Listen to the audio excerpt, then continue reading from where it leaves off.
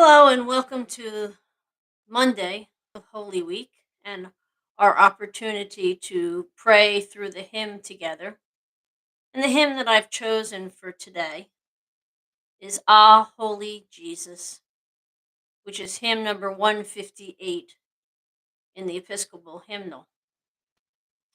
This particular hymn, the words to this hymn, were written by Johann Hermann, who was born in 1585, and he was the only surviving child of his parents.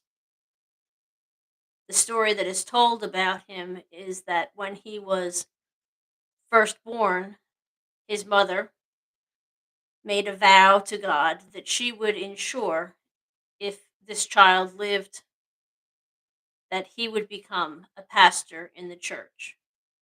And so, when he lived into adulthood, he did indeed become a pastor. But he was in ministry at a very difficult time. It was during the 30 Years' War. And so he was witness to a lot of violence, destruction. He lived through many difficult times. And if you have an opportunity, look him up online and read a little bit about his life and the kinds of things that he went through as he was a minister in the church. I think as a result of what he went through, of seeing all of the war and destruction, he had a deep insight into Jesus' suffering and the element of suffering during Holy Week, during Jesus' last week on earth, as he walked the way to the cross. He's got a particularly insightful way of seeing that pain and suffering and how it impacts us as Jesus' followers. On the Monday night of Holy Week, I've lived into the tradition of doing the Stations of the Cross as a service in the evening. And I have oftentimes heard that this particular prayer service is difficult because it tends to be depressing. It tends to be very hard to walk through, to hear what happened to Jesus from the time that he is condemned to the time where he is laid, his body is laid in the tomb. And it is difficult. But I think this particular hymn helps us to see why it is so important for us to understand the pain and the anguish that Jesus went through. One of the challenges of this particular hymn is, of course, it was written back in the early 17th century. And so the translation into English that was done was written in, well, what we consider sort of old fashioned English, an older grammatical style. And so sometimes that can be a little challenging to get past that, to be able to get meaning and depth from the words. And at the same time, it offers them in a very poetic and beautiful way. So, what I would like to suggest for this evening's contemplation is that I will read through the words once and then pause and give us a few moments to just allow the words to sort of sink in and without any comment. And then I'll read the words again a second time so that we can get a little bit deeper into the meaning behind them and get past the use of perhaps outdated words. And so I would like to offer for this evening, Ah, Holy Jesus.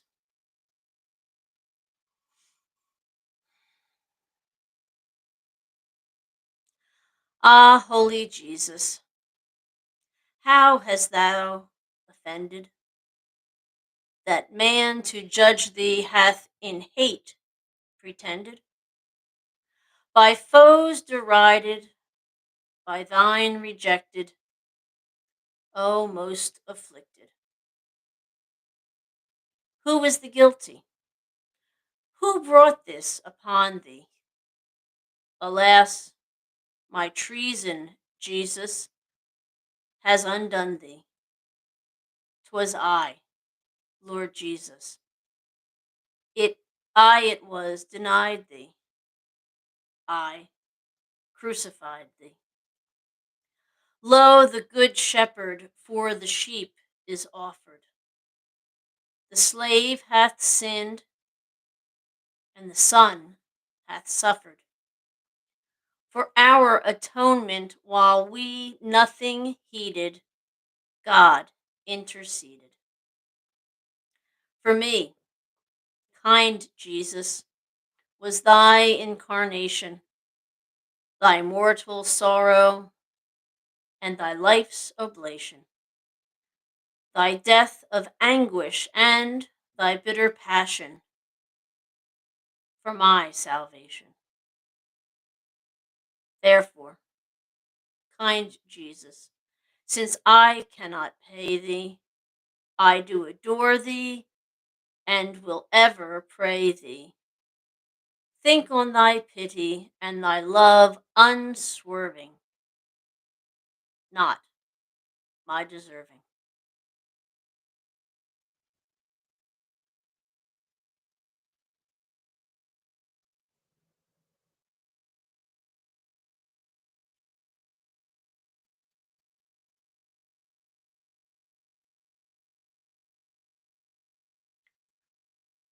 Ah, holy Jesus, how hast thou offended, that man to judge thee hath in hate pretended, by foes derided, by thine rejected, O most afflicted. Who was the guilty? Who brought this upon thee? Alas, my treason, Jesus, has undone thee. 'Twas I, Lord Jesus, I it was denied thee. I crucified thee. Lo, the good shepherd for the sheep is offered. The slave hath sinned, and the son hath suffered for our atonement. While we nothing heeded, God interceded. For me, kind Jesus, was thy incarnation, thy mortal sorrow, and thy life's oblation, thy death of anguish, and thy bitter passion for my salvation. Therefore, kind Jesus, since I cannot pay thee, I do adore thee and will ever pray thee. Think on thy pity and thy love unswerving, not my deserving.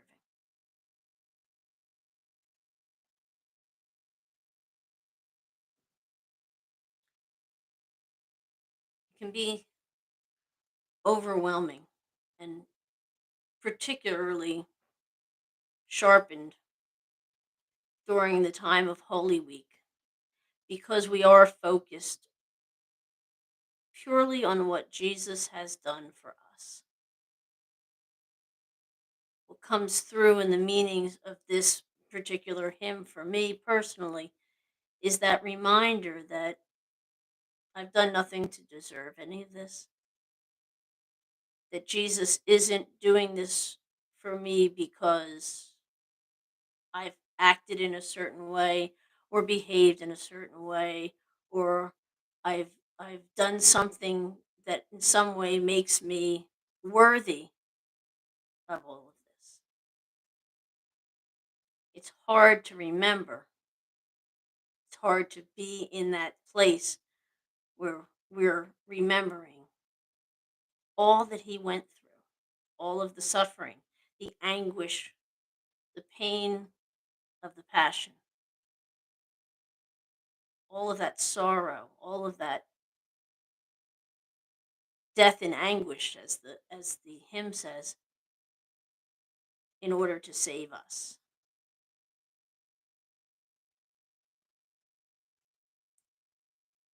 But I think it's also a good thing for us as Christians to be reminded of how much is done for us.